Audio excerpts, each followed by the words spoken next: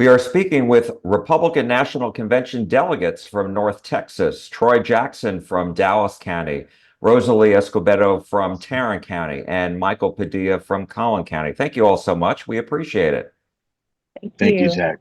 So first, I just want to ask you, what is it like? What was it like being in the convention hall last night when former President Trump came into the hall at 2 days after he was shot and the failed assassination attempt? Rosalie, we'll start with you.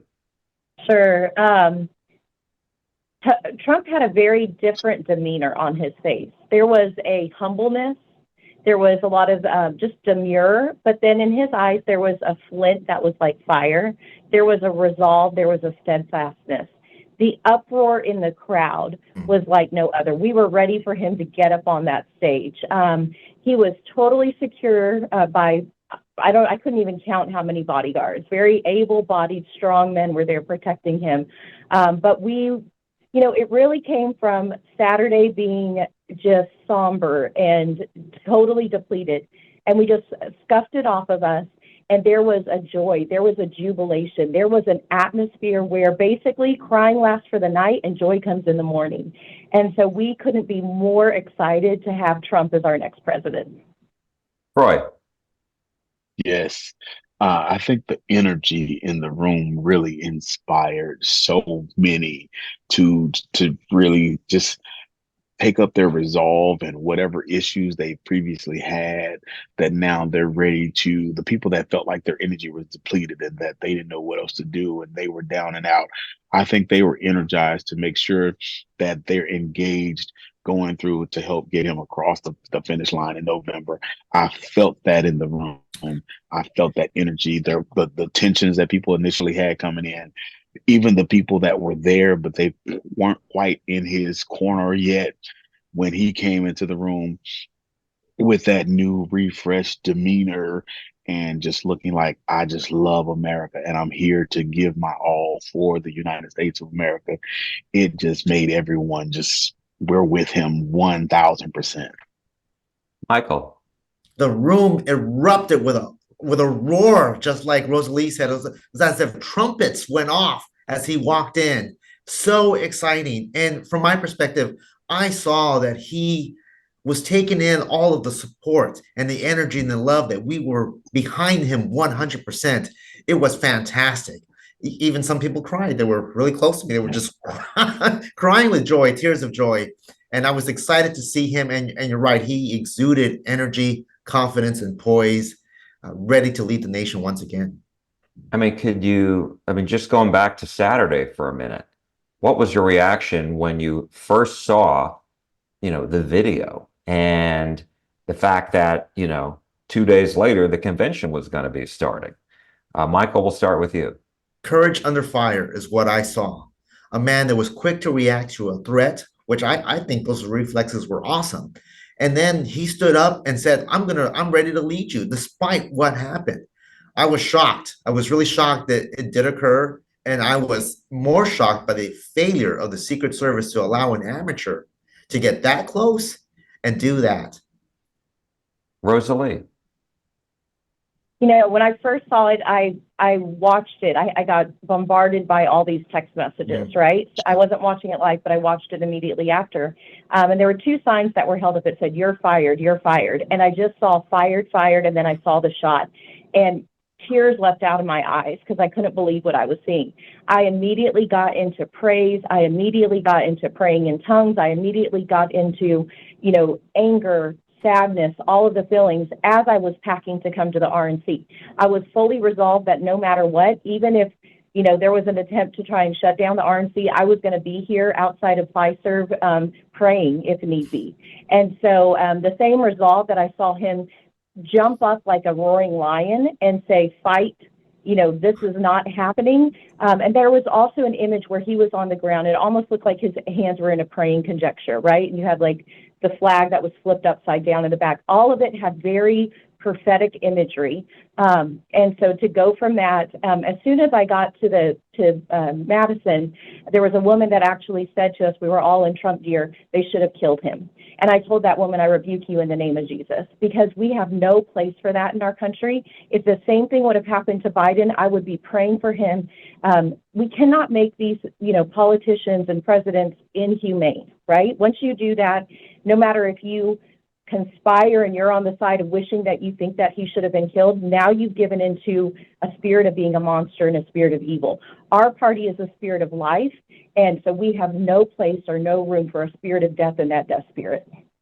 And Troy. Well said, Rosalie. It for me, it put me in a position to do more. And even though I do a lot for the campaign, I do a lot for the party, I do a lot for our country, it put me in a position to know that even when I'm down, I'm not out.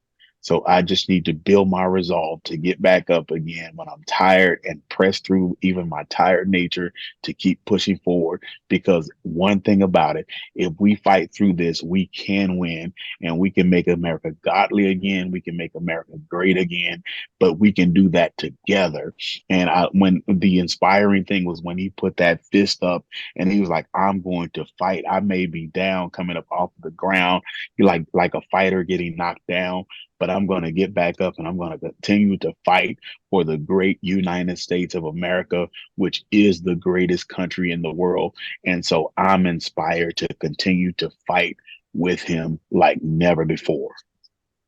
And yesterday we saw that former President Trump announced his selection for VP. Ohio Senator J.D. Vance is going to be his running mate. And so, Troy, we'll start with you on this one. What did you think of the pick, and why do you think he will be able to help former President Trump retake the White House? I think JD Vance is a great pick because, first of all, of his youth. He's 39 years old.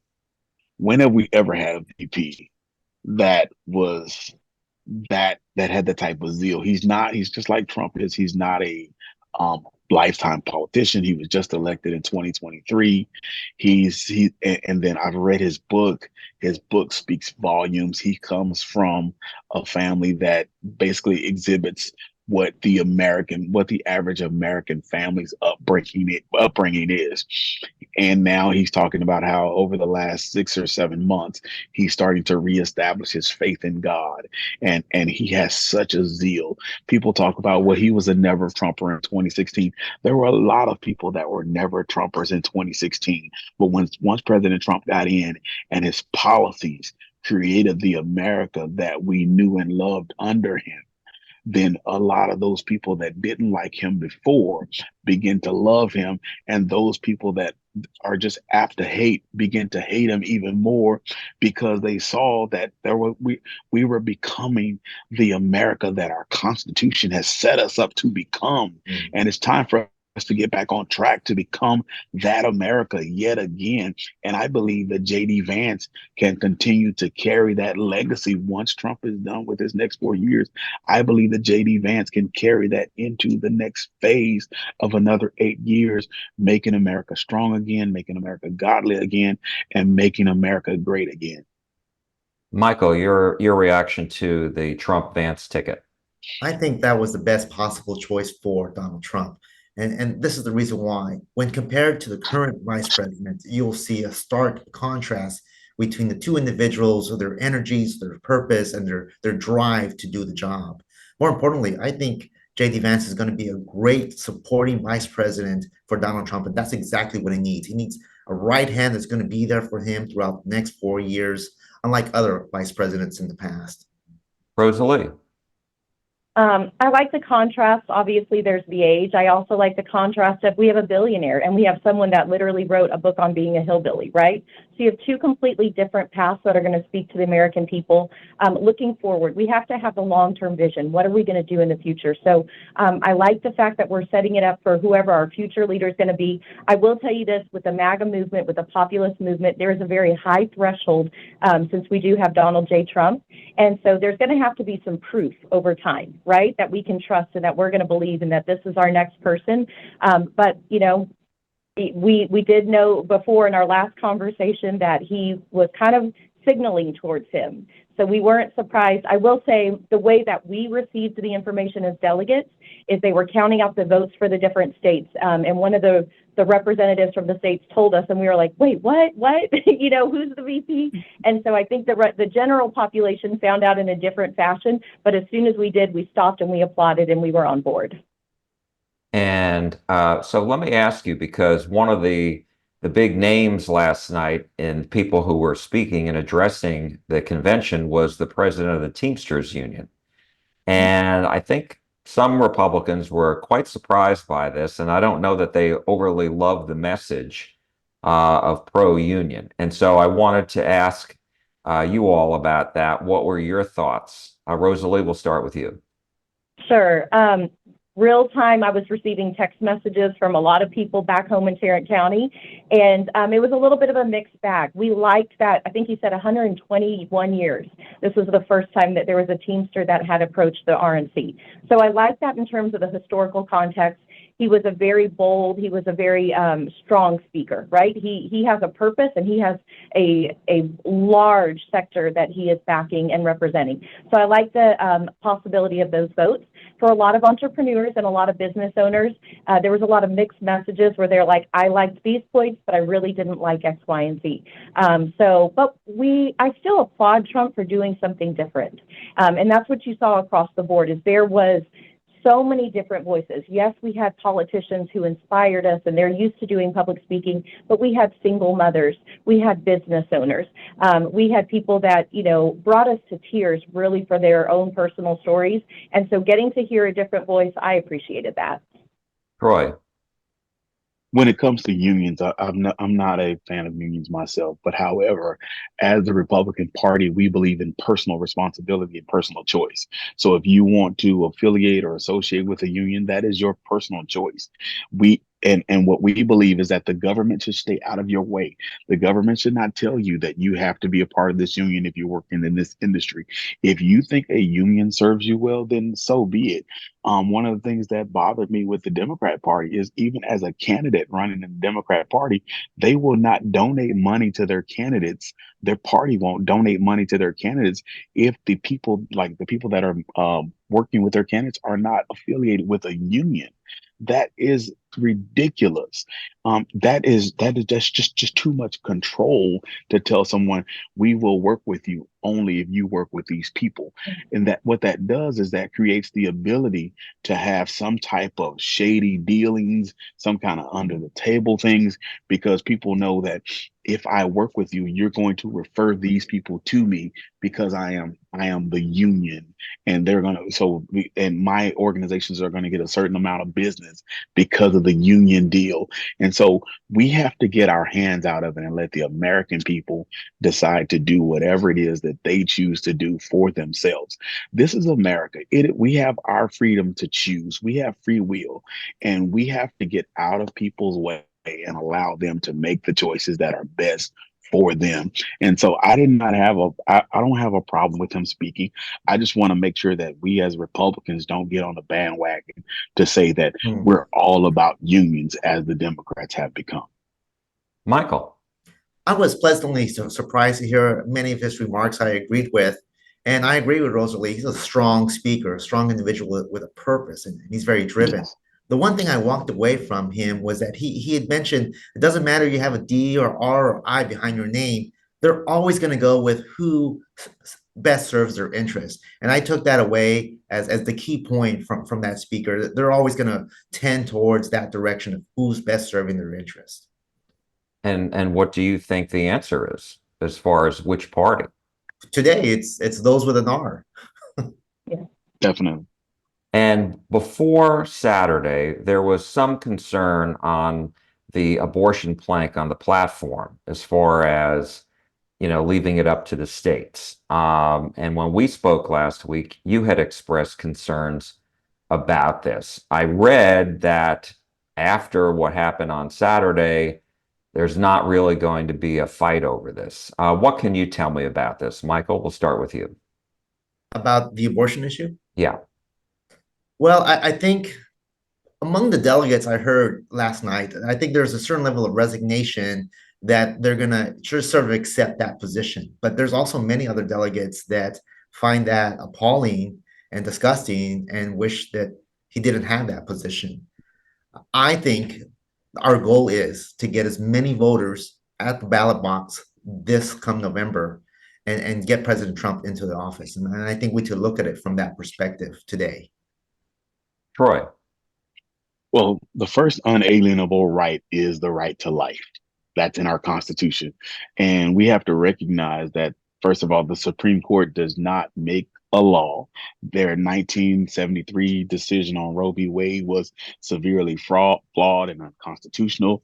They did not have the right to they don't have enumerated constitutional right to declare anything a right. That's not their job at all.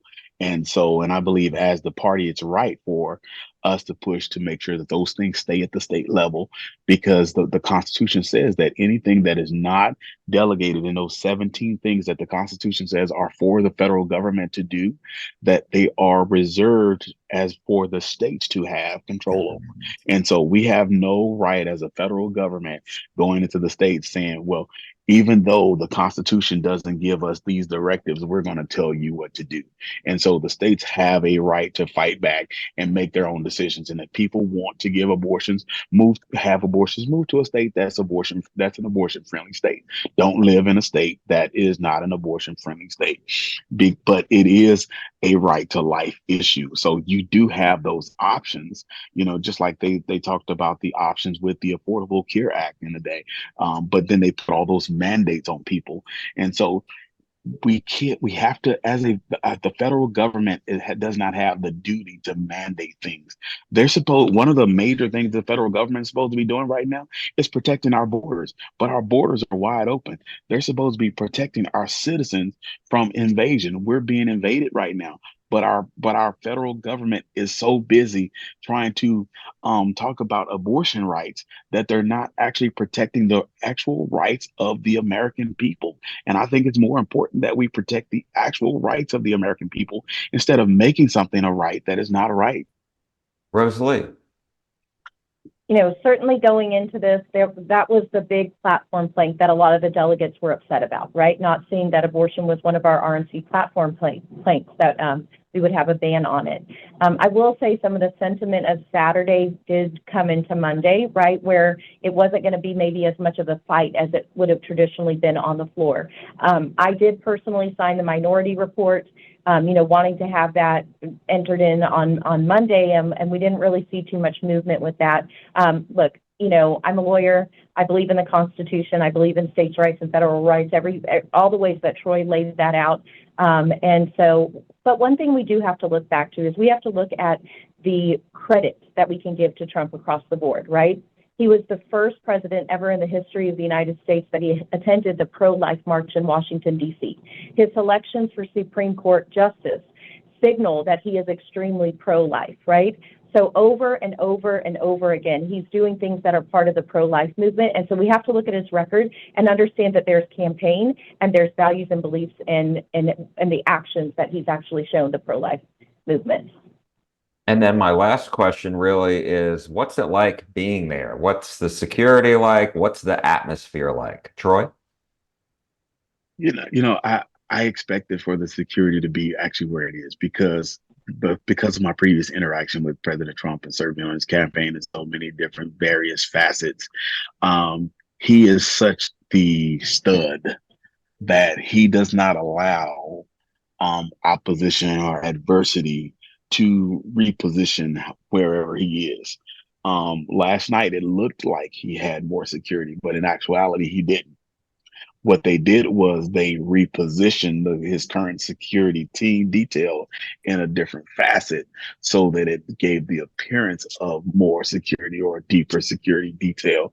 But he's always had very good security detail, but now they're just restructuring that detail, so to speak. But I think all in all, we do have adequate security everywhere as always.